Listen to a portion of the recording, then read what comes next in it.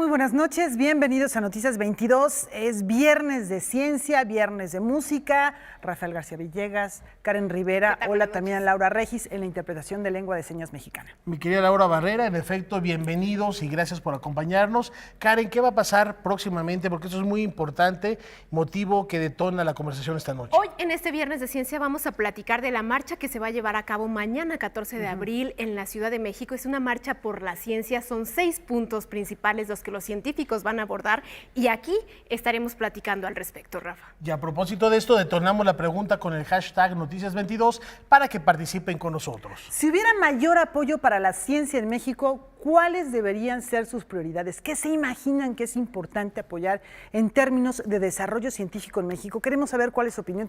Puede tener que ver algo con el medio ambiente, con la salud, con la exploración espacial, ¿por qué no? Que ya platicaba Karen de la conquista del espacio. Claro. Sería cuestión de que platicáramos y que también nos manden sus respuestas a nuestras redes sociales, por supuesto. Hashtag Noticias22, no dejes las frases inconclusas de inteligencia artificial. La inteligencia artificial. Rafa, tenemos música con Raúl Delgado. Regresa Juan Arturo Brena en este estudio para platicar precisamente de la presencia de este gran chelista y director de orquesta venezolano, heredero de la tradición de Antonio Abreu, precisamente aquel que también fue maestro de Gustavo Dudamel, a propósito del Allegro Sinfónico que se va a estrenar y que podremos disfrutar todos en el Auditorio Nacional. Y arrancamos esta noche con otra mala noticia. Ayer hablábamos de la partida de Sergio Pitol y dicen que nunca se van solos. Sí, efectivamente, nos referimos a Joy Laville. Y tuvimos la oportunidad de charlar con Jorge Fernández, quien se encuentra en España y que sostuvo una profunda amistad con esta artista plástica, quien además fuera pareja de Jorge Ibargüengoitia. Y en esta conversación nos plantea y nos la pinta de cuerpo entero. Vamos a escuchar a Jorge Fernández. Nos enlazamos en este momento a España y agradezco mucho a mi querido Jorge Fernández que acepte esta llamada para platicar del legado de una mujer que le tocó vivir prácticamente un siglo, ser compañera de Jorge Ibargüengoitia y además también tocar los corazones a través de su gran obra plástica, Joy Laville. Jorge, ¿cómo estás? Buenas noches. Buenas noches, estoy sumamente triste porque durante los pasados años yo me pude ir enamorando poco a poco cada martes de una mujer maravillosa que se llamaba en realidad Len Joy Laville. Joy, que significa júbilo, más bien fue el ánimo que tuvieron sus padres cuando ella llegó, porque sus padres habían perdido a un bebé antes de ella, entonces prefiguraron lo que puede ser el resumen de una vida verdaderamente jubilosa. Ella fue una mujer que, habiéndose casado con un héroe de la Segunda Guerra Mundial, vivió en Canadá, en un bosque apartado, lejos de la civilización, y ahí tuvo a su hijo Trevor. Decidió rescatarse a sí misma y a su hijo viajando a México, a San Miguel de Allende. Llegó por azar, porque alguien le dijo que ahí podía tomar clases de pintura. Y a una mediana edad decidió dedicarse de lleno a aprender con inspiración y con humildad, mientras trabajaba en una librería bilingüe de San Miguel de Allende para mantener a su hijo. De recreo tocaba el cello y la flauta dulce en un cuarteto que se formaba con otros artistas. Y un día vio pasar a Jorge Ibargüengoitia y dice ella que se enamoró a primera vista. Jorge tardó más de un año en presentarla con su familia tradicional y guanajuatera, y cuando la presentó, tanto la madre como la tía de Jorge quedaron embelesadas. Y entonces se escribe la crónica de una pareja feliz que vivió en Coyoacán. Ella pintaba y él escribía. Cuando se fueron a vivir a París, seguían soñando que en las noches estaban en México. Como muchos saben, Jorge Ibargüengoitia se adelantó en el camino en 1983 y luego de un año entero en que Joy le lloró por las calles de París, decidió que su lugar estaba en México. Y hasta el día de hoy ella nos dejó una maravillosa colección de pinturas de un universo en donde hay figuras mirando al vacío, personas ante una ventana, floreros con flores que parecen pétalos labiales, con una humildad y ternura que se transformaba prácticamente todos los días en una sonrisa. Da mucha tristeza cuando se va una persona tan amada, pero también da una suerte de feliz melancolía saber que ella ya alcanzó a Jorge Ibargüengoitia en un viaje para el cual tenemos todos un boleto sin fecha. Pues ahí está este recuerdo a Joy Laville, Jorge, como bien refieres, una mujer que se supo enamorar de México, pero que también supo enamorar a quienes hemos visto su obra. Y gracias a ti, Jorge, por compartir este recuerdo tan sencillo y sentido, y esta semblanza tan profunda de un artista como lo fue Joy Laville, también tan nuestra. Muchas gracias a ustedes y espero que el día de hoy nazca el próximo lector de Jorge Ibargüengoitia y el próximo admirador de una pintora inconmensurable que se llamó Joy por el júbilo que infundía a las personas que la conocimos. Seguramente así será, Jorge. Un fuerte abrazo hasta España. Muchas gracias. Bueno, pues allí veíamos algunas imágenes de las muchas portadas que ilustró Joy Laville de Jorge Ibargüengoitia, y el propio Ibargüengoitia refirió que los cuadros de Joy Laville pues eran una ventana a un mundo misteriosamente familiar, enigmas que no es necesario resolver, pero que es interesante percibir. Así lo decía literalmente. Y en el siguiente testimonio, rescatado de nuestra biblioteca, la artista habla de la que fue otra de sus especialidades, la escultura en bronce.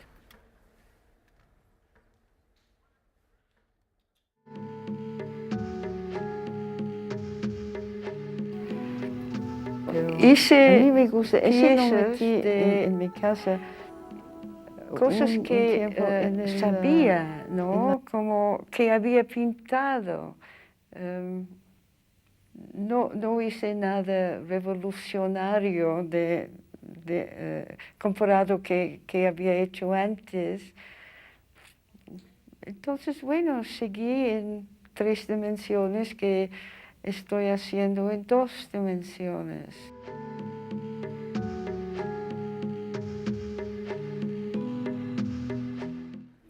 Y cambiando de tema, la Fonoteca Nacional enriquece de manera notable su acervo con el legado musical de Daniel Catán. Mejor ser cartero, caminas mucho y... El acervo de uno de los máximos compositores mexicanos de la ópera en español pasa a partir de hoy a resguardo de la Fonoteca Nacional. El archivo de las grabaciones de Daniel Catán estarán disponibles para su estudio y disfrute. Está dividido en varias partes, hay cintas de carrete, hay cassettes, son diferentes formatos.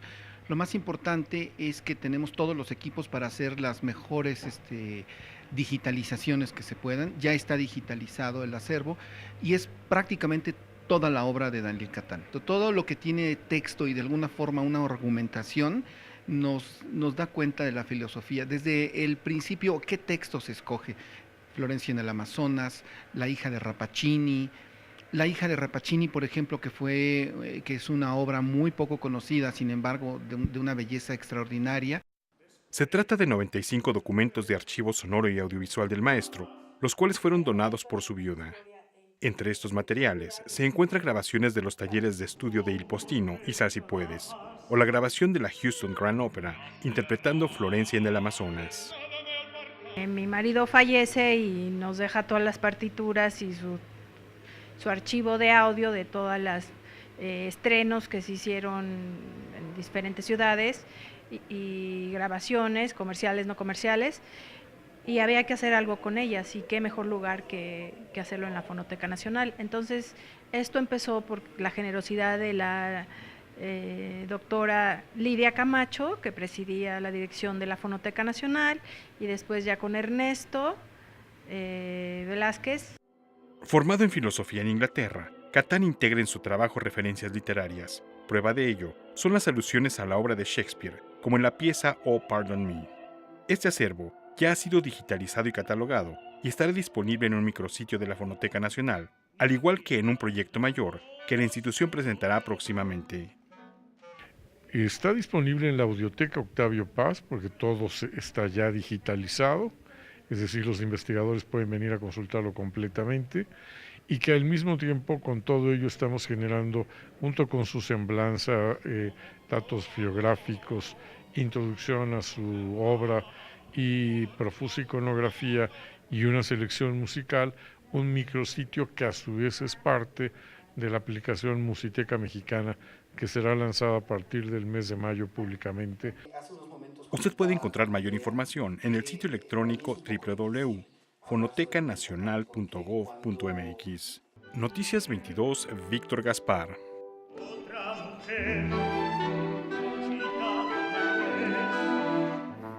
Vamos a ir a una pausa. Cuando regresemos, seguiremos recordando a Sergio Pitol. Por supuesto, y también tendremos nuestra sección de ciencia y la invitación a que participen con nosotros con el hashtag Noticias22. Ya volvemos.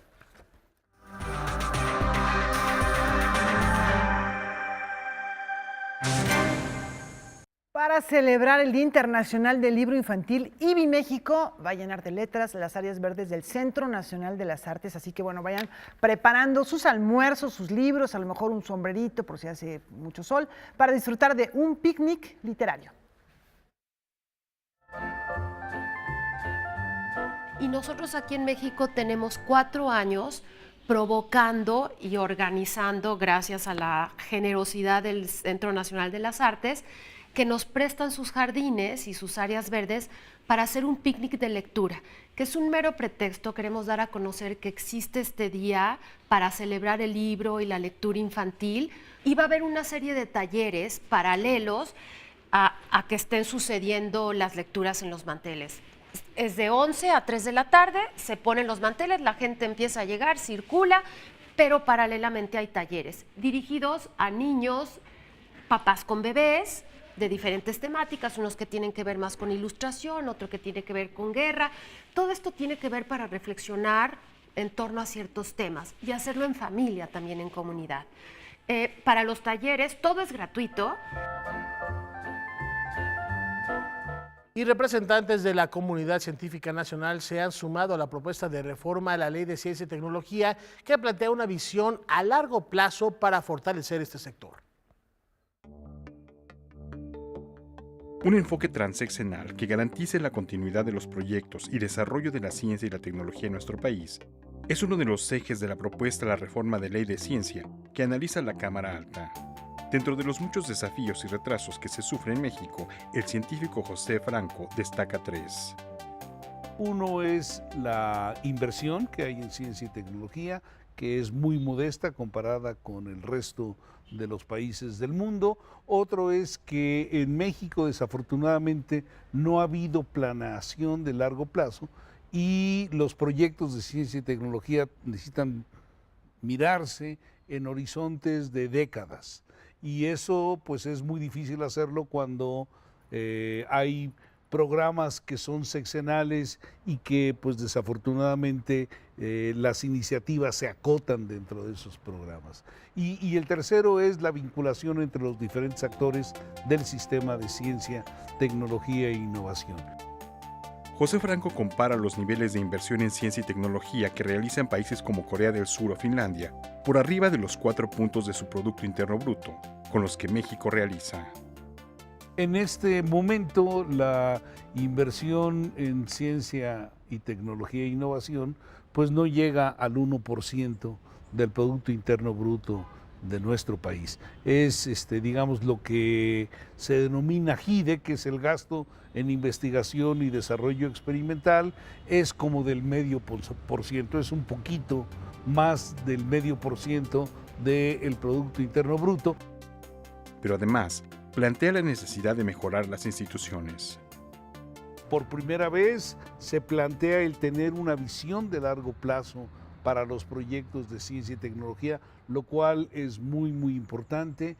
Por otro lado, también trata de vincular de una mejor manera a los actores, dotando a CONACYT de funciones y de una reestructuración. Entonces, el diseño institucional de todo el sistema de ciencia, tecnología e innovación y en particular el diseño institucional de CONACYT se modifican para poder entrarle al toro en el futuro. Y desde luego, la sinergia entre los diversos sectores. Y si uno puede hacer una mejor vinculación entre los actores, esto implicaría que la iniciativa privada podría participar, por ejemplo, en consorcios público-privados con universidades e instituciones que hacen investigación para atacar problemas específicos de sectores productivos. Noticias 22, Víctor Gaspar. Bueno, pues es muy clara la postura que están manifestando estos científicos, gente realmente reconocida, y queremos hacerles una pregunta al respecto. Hashtag Noticias 22, ya estamos recibiendo respuestas. Una vez que se consigan esos apoyos, ¿cuáles son los sectores prioritarios de la ciencia en que se debe invertir este conocimiento, estos recursos, estas tecnologías? Hashtag Noticias 22 y vamos a leer alguna respuesta. Vamos a ver de qué se trata. Es Paco Mares, ¿no? Sí, Paco Mares, nuestro tuitero estrella por antonomasia. Gracias, Paco, por hacerte presente esta noche. Dice, mejorar sistemas de captación y aprovechamiento de agua pluvial, gran propuesta. Diseño de combustibles menos agresivos para el medio ambiente y profundizar investigaciones para la cura de enfermedades endémicas. Wow, grandes propuestas los de Paco Mares y tenemos otra respuesta. Extraordinario. Tenemos otra respuesta por ahí, la leemos. Dice Julio Mechor Beltrán. Indudablemente cambio climático. Bueno, cuestiones que tengan que ver con el medio ambiente, con el calentamiento global, con el calentamiento mundial y sobre todo la parte que le corresponde al ser humano, ¿no? De origen antropogénico. Y esto es muy importante porque como sector social, no solo tecnológico, no solo científico, también tenemos que aportar y decir cuáles son nuestras necesidades y a lo que se requiere dar prioridad. Y por eso Karen Rivera tiene un par de invitados de primer orden para platicar de este llamado que hace también la comunidad científica a otros niveles de gobierno. Karen, vamos contigo. Amigos de Noticias 22, como ya lo platicábamos, pues vamos a hablar de esta marcha que se va a llevar a cabo el día de mañana, sábado 14 de abril. Y para comentarnos todos los detalles se encuentra conmigo los investigadores Manuel Acosta y Camilo Alcántara. Bienvenidos, doctores. Gracias por estar aquí. Ellos son coordinadores de esta marcha. Y bueno, pues la pregunta fundamental, no es la primera vez que se hace una marcha en México por la ciencia. Se hizo ya el año pasado. Pero en esta ocasión, ¿cuáles son estos objetivos, estos temas básicos, fundamentales que van a, digamos, que son la base de esta marcha, que van a abordar, que son las peticiones de esta marcha de la comunidad científica? Bueno, de entrada nuestro lema es sin ciencia no hay futuro, para empezar. Y eso así lo vemos porque en general o generamos conocimiento que pueda ser aplicable, pues sencillamente no vamos a avanzar. El primer aspecto que nosotros vamos a abordar en la marcha es el aspecto del financiamiento de la ciencia. Como lo han dicho, es muy bajo, ni siquiera alcanza el 1% prometido, es 0.51, ¿sí? Y la otra cosa, hay un déficit enorme de científicos en el país. La ciencia no es una ciencia, son muchas. Yo, por ejemplo, soy médico, ¿no? y soy pensionado y sigo investigando. Nosotros tuvimos ya una forma de organizarnos, algo que es raro, los científicos no hacemos eso. O no lo hacíamos. Resulta que llevamos ya 3 años científicos manifestándonos. Y ahora vamos a hacer muchos más. Ha habido en todo el país manifestaciones. El año pasado hubo en casi 14 estados de la República, incluyendo aquí. Aquí fue la más grande, ¿no? 10,000 personas aproximadamente, pero este año esperamos mucho más, muchísimo más, porque hay de todo. Profesionistas, estudiantes, posgraduados.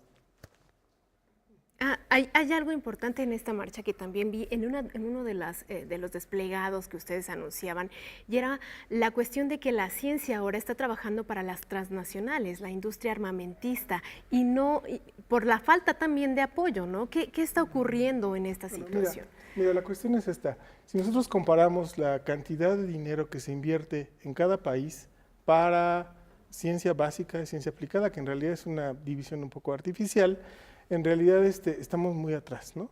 Como bien decía Pedro, en México se invierte el 0.54% en promedio en el sexenio. Eso es lo que se ha invertido en el Producto Interno Bruto. No, y eso es lo que reporta el gobierno mexicano ante organismos internacionales como la OCDE, ¿no? Entonces ahí pues no hay vuelta de hoja, por más que le hagamos a los números y pongamos los números crudos y parezca mucho dinero, en realidad proporcionalmente es muy poco dinero, ¿no? ¿Y por qué es muy poco dinero? Bueno, en la ley de ciencia y tecnología está establecido que debe de ser el 1%, entonces ya ahí estamos atrás, ¿no? Después, si nos vamos a nivel internacional, la UNESCO recomienda que sea el 2%, ¿no? Entonces, eso es lo que un organismo internacional recomienda. Y si nos vamos a comparar con países que realmente están haciendo desarrollo tecnológico y científico de frontera a gran escala, que no significa que nosotros no podamos hacerlo y que no lo hagamos en México. En México hay mucha investigación de frontera y de buena escala, de buen nivel. Pero si nosotros nos comparamos con países como, no sé, Estados Unidos, Alemania, Inglaterra, Francia, ellos están entre el 4 y el 6% del Producto Interno Bruto invertidos en ciencia y tecnología. Y entonces, bueno, mucho del argumento del gobierno mexicano es que, bueno, por más que nosotros invirtamos en ciencia y tecnología, si nosotros comparamos en porcentajes, la industria privada puede ser más o menos el 50% de lo que está aportando para investigación científica y tecnológica. Bueno, sí, pero ahí hay una gran diferencia. Nosotros somos un país que no tenemos tantas transnacionales como países, como bien dijiste, los Estados Unidos con sus industria armamentista, ¿no? Simplemente porque no es nuestra vocación como país ser armamentistas, ¿no? Pero bueno, igual en la medicina y en muchas otras áreas de la ciencia y la tecnología tenemos esa diferencia, ¿no?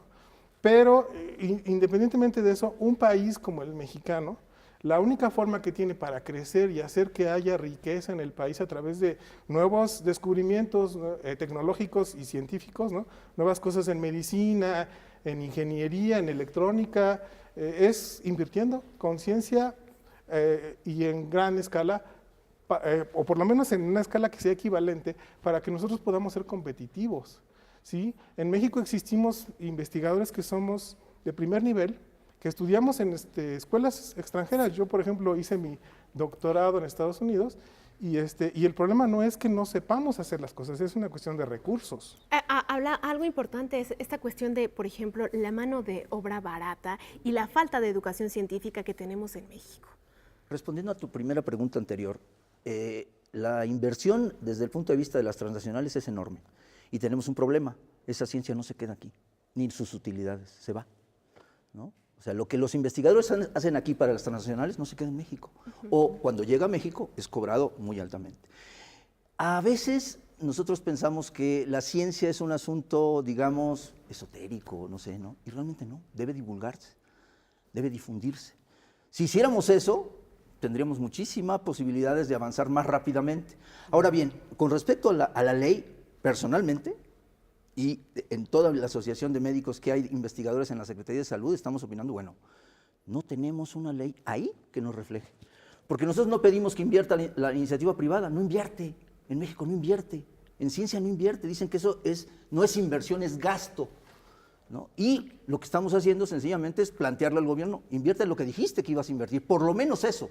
Por lo menos eso. Son temas fundamentales. Lo cual no está planteado en la ley, ¿eh? No, hasta ahora no. Son temas que tenemos que seguir abordando. Le daremos seguimiento, por supuesto, a esta marcha. Lamentablemente en televisión el tiempo pues, es muy breve, ya se nos acabó. Pero por favor inviten al público, a la comunidad científica, la dirección, la fecha exacta, el horario, para que ellos estén enterados sobre esta, digamos, esta congregación importantísima que se va a llevar a cabo. Mira, el día de mañana vamos a estar en el Ángel de la Independencia a las 4 de la tarde, salimos en marcha hacia el Zócalo de la Ciudad de México, ¿no? Entonces están todos invitados, la población en general y toda la gente que sea afín a la ciencia, y lleven sus carteles, sí, efectivamente, lleven sus carteles diciendo, bueno, yo hago esto, me dedico en esto a mi tesis de maestría, de licenciatura, de doctorado, para que la gente vea que realmente todo lo que se hace en México es muy valioso, de verdad. Sí, sin ciencia no hay futuro, no lo olviden. Y bueno, pues nos vamos a un pequeño corte y regresamos con más información cultural.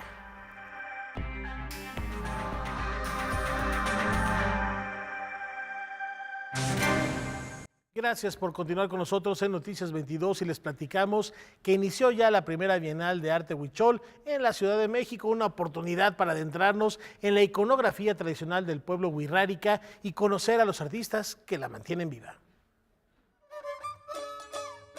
Algunos rincones del país luchan denodadamente por conservar sus tradiciones y artesanías, pese a la indiferencia de los mexicanos que no los valora, orillándolos en muchos casos a la extinción. Para enaltecer a los artistas huicholes y preservar su identidad, se lleva a cabo la primera Bienal de Arte Huichol en México con 40 obras realizadas a base de chaquira, estambre de acrílico y bordado de telas. Cabe señalar que el arte huichol, en sus principios o de manera más primitiva, trata de representar a manera de mitos fundacionales con las obras de estambre estos símbolos importantes que son sagrados, como los animales, las plantas, las ceremonias, los lugares que para ellos son de ofrenda o de alabar a sus dioses. Yo soy una persona artista, soy de la comunidad de San Andrés Coahuila. Este es mi arte que a mí me ocurrió de hacer esta pieza. ¿Por qué lo hice? Porque pues yo mismo lo pensé en mi corazón y en mi cabeza que con esto, haciendo este milpa para poder entrar en la Bienal.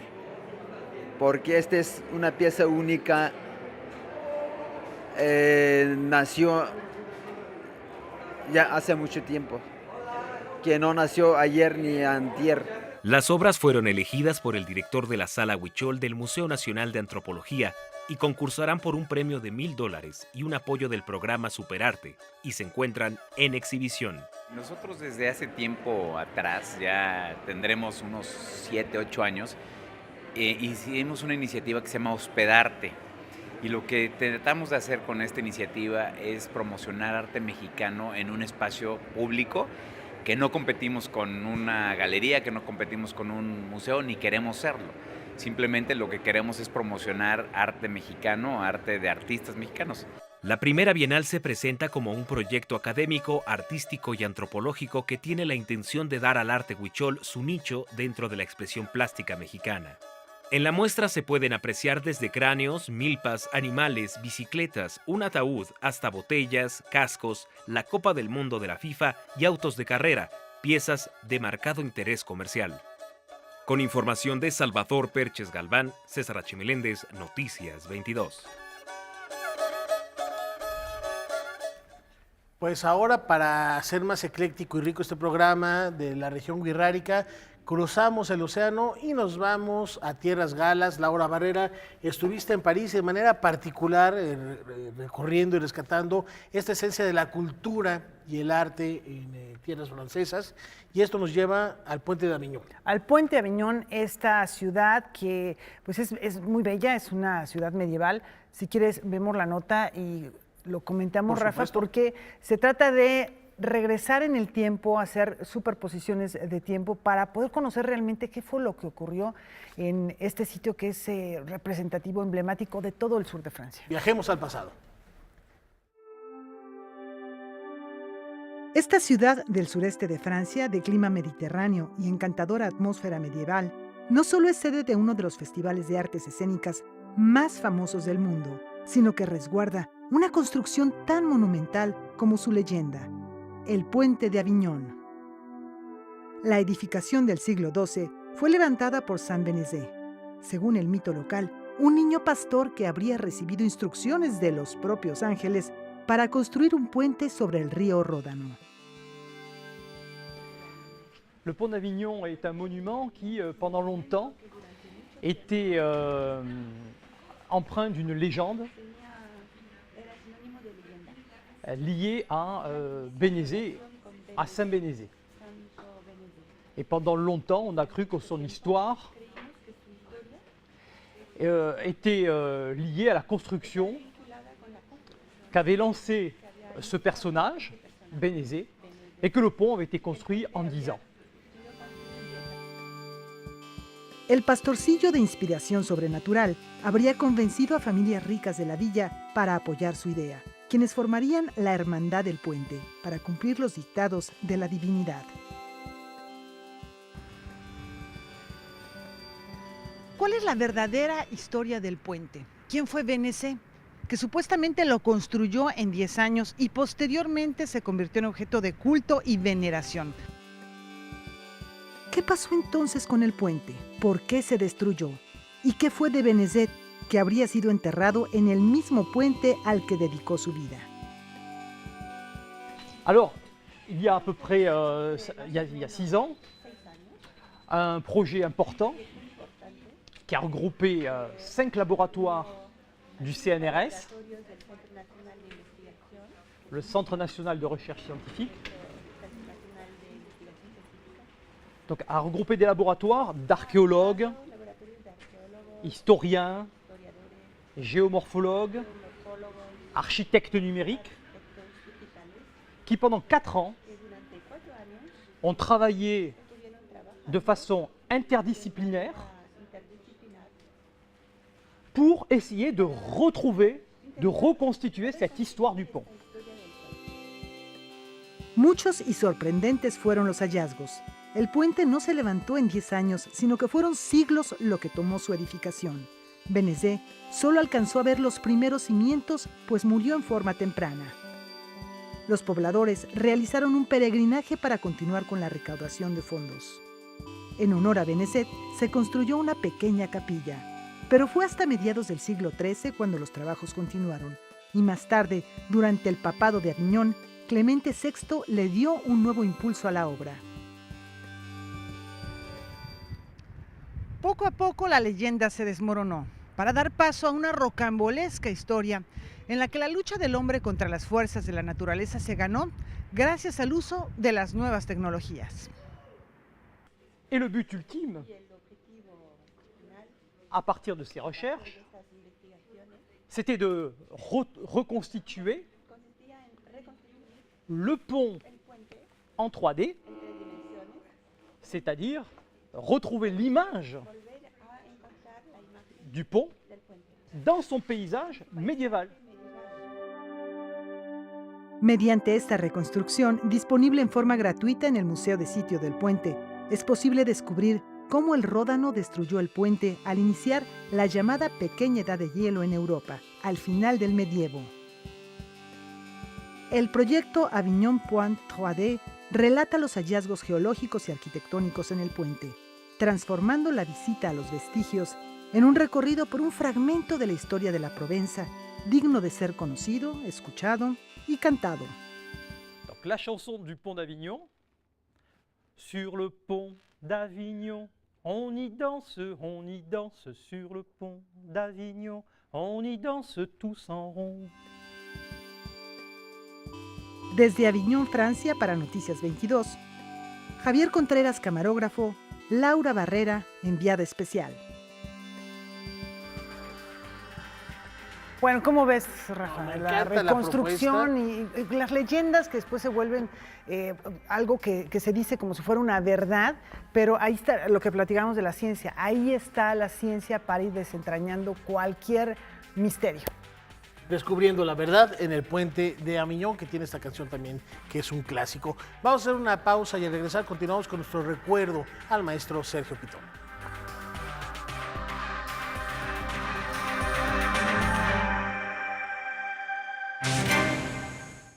Agradecemos mucho y nos da muchísimo gusto recibir a Ana Mari Gómez en el estudio de Noticias 22 para conversar un poco más acerca de Sergio Pitol, a quien tú conociste de una manera muy cercana. Así como es. autor y como ser humano hemos platicado, se ha dicho mucho de Sergio Pitol, pero yo creo que este testimonio personal de viva voz, de una cercanía importante, es valiosísimo. Ana Mari, gracias por estar aquí. Gracias a los dos, a Rafael y a ti, Laura, es un placer. Pues mira, estamos tristes, todos los amigos de Sergio. Por un lado, por otro lado, sabemos que se liberó, porque fue una larga enfermedad neurológica que lo hizo ya no estar donde estaba. Sergio ya no estaba. Pero vamos a hablar de los momentos felices. A Sergio lo conocí más o menos a la mitad de la década de los 80, en la Facultad de Filosofía y Letras. Arturo Azuela, que era a la sazón el director, escritor él mismo, lo invitó. Sergio llegaba de ser embajador en la entonces Checoslovaquia, todavía no era 89, y llegó a México un poco sin saber qué iba a hacer. Arturo Azuela lo invitó, lo convirtió en secretario académico. Sergio dio clases en la facultad y nos hicimos muy, muy amigos. Todo empezó por algo muy curioso. Yo creo que no le molestaría a Sergio que lo dijera.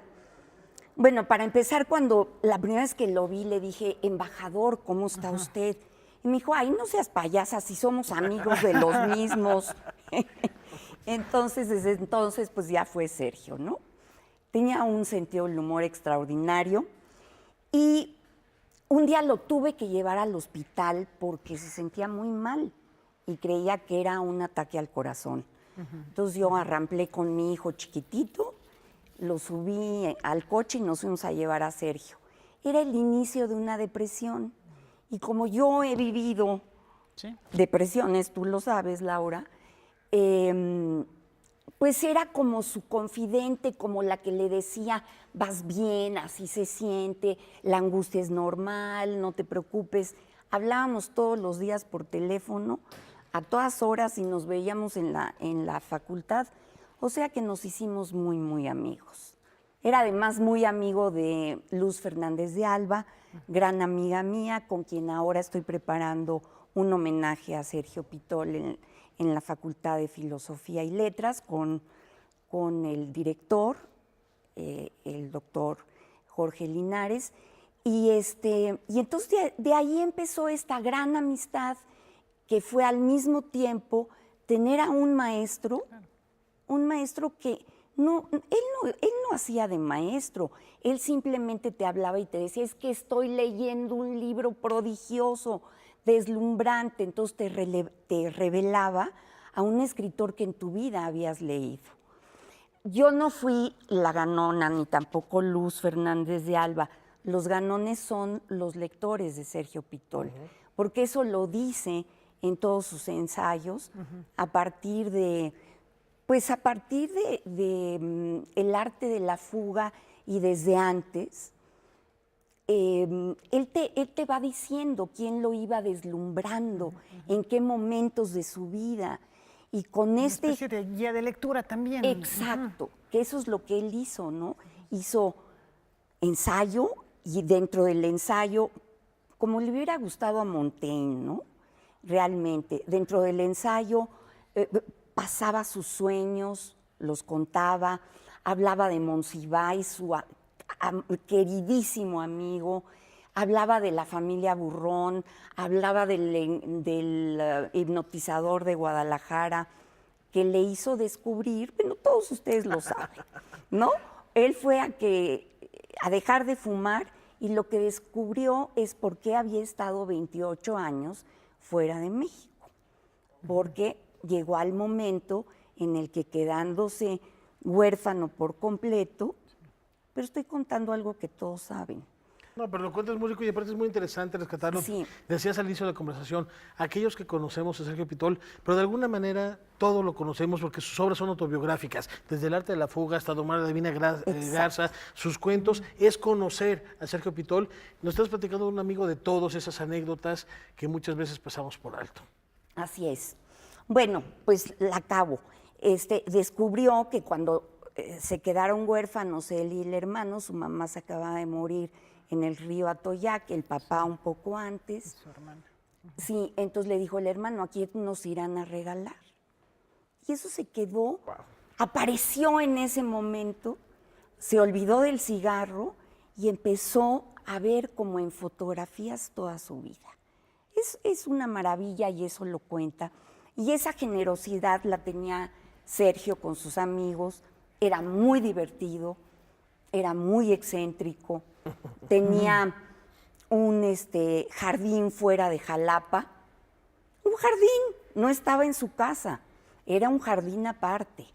Entonces, cuando ibas a Jalapa te llevaba a su jardín que era un lugar maravilloso de plantas con un como mandala de bambús en medio, y él paseaba con esa elegancia principesca, Sí, claro. porque era un príncipe de izquierda, muy viscontiano, ¿no? En ese sentido de muy aristócrata, pero era de izquierda, Era un hombre extraordinario, gran amigo, operero, perrero. Tú sabes que Cinéfilo. eso para mí es muy importante, Rafael. Y sin una palabra tenemos que cerrar esta conversación y te recuerdo que agradecemos mucho que compartas con nosotros en una palabra, en una frase, describir a Sergio Pitorro. Sergio era un hombre increíblemente brillante, fascinado con la vida, todo le parecía extraordinario y maravilloso, siempre decía, ¡qué maravilla, qué maravilla! Yo le contaba de mi hijo, ¡qué maravilla! Ya escribí un cuento que fíjate que se trata de esto, ¡qué maravilla! Pero lo decía en serio. Hoy me dijo Luz Fernández de Alba una frase terrible que fue que el alfa y el omega de Sergio fueron muy tristes, pero en medio su vida fue maravillosa, porque esta actitud ante el mundo de goce por la literatura, por la ópera, por los perros, por los cuates, por el humor. La ironía, era un tipazo. Por la vida misma. Por Ana la María, vida misma. Muchas gracias Muchas gracias. por compartirlo y no dejes de invitarnos cuando sepan ya los pormenores del homenaje para estar con ustedes y que Canal 22 también Por se haga favor, se lo suplico. Será Muchas gracias por este importantísimo. testimonio. Muchísimas gracias. Tan Gracias a profundo. ustedes. Vamos a una brevísima pausa.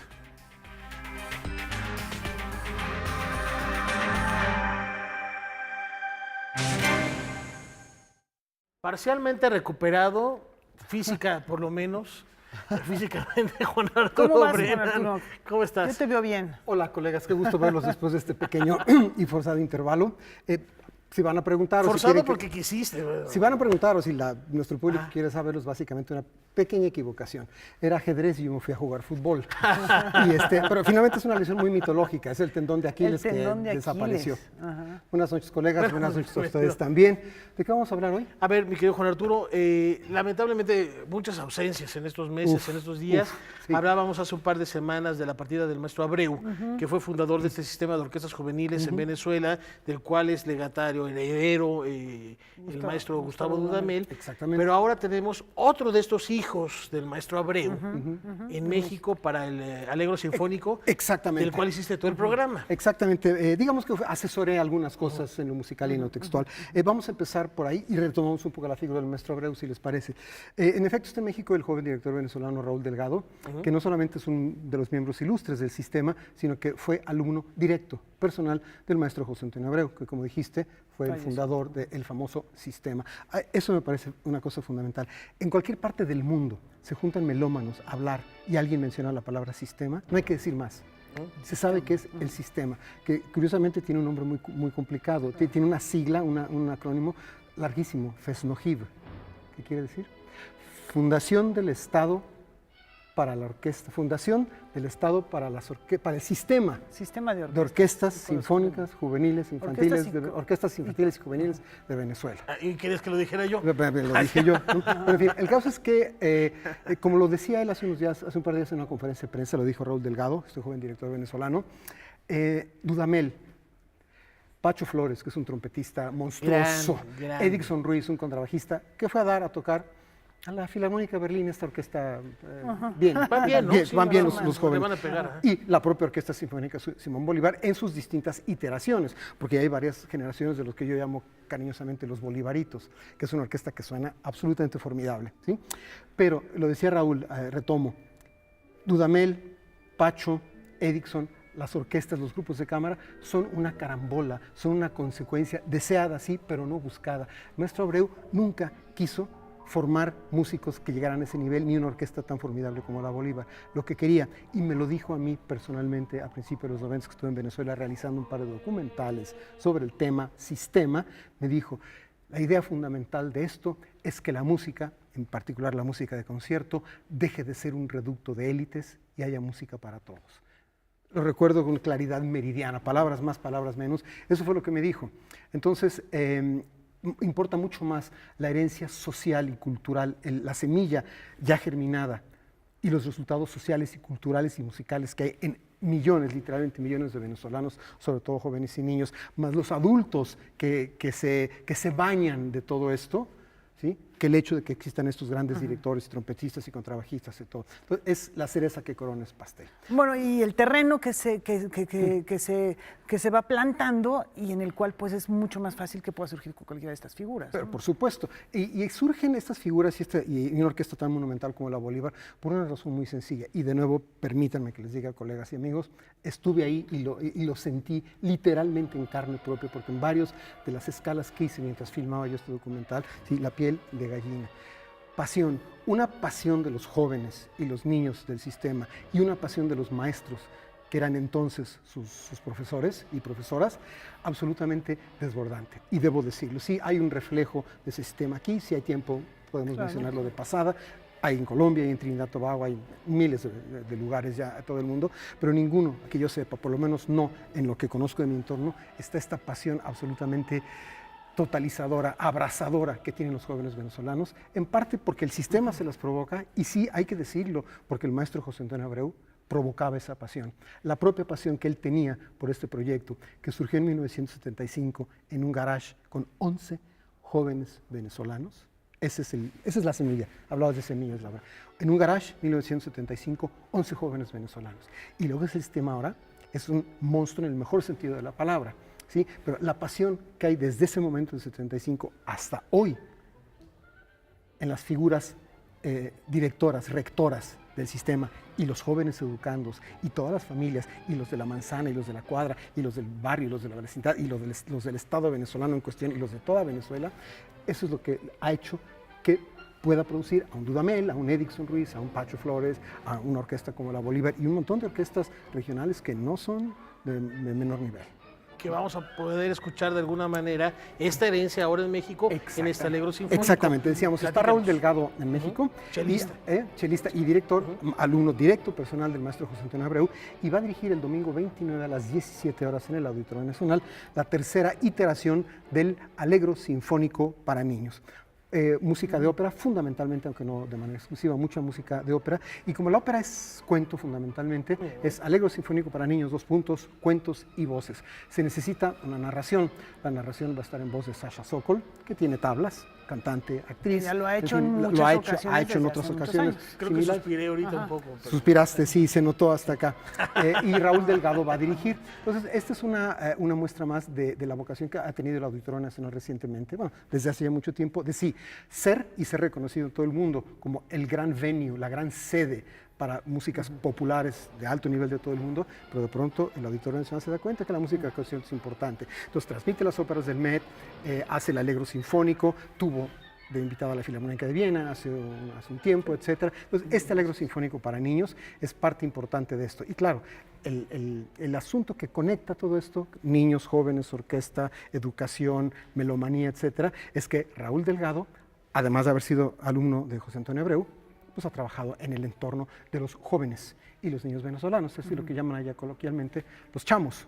Entonces se la sabe de todas. Entonces yo creo que la combinación del temperamento del sistema reflejado en Raúl, aplicado además, ojo, Sinfónica de Minería, que es una orquesta que suena, bueno, ya saben ustedes, es la orquesta estrella de estos rumbos, y con un repertorio muy divertido. Hay Rossini, hay Mozart, hay Brahms, hay Bizet, hay Fonsuppé, hay Strauss. Entonces está sabroso, rico. Sasha va a hacer una narración, entiendo que bastante divertida.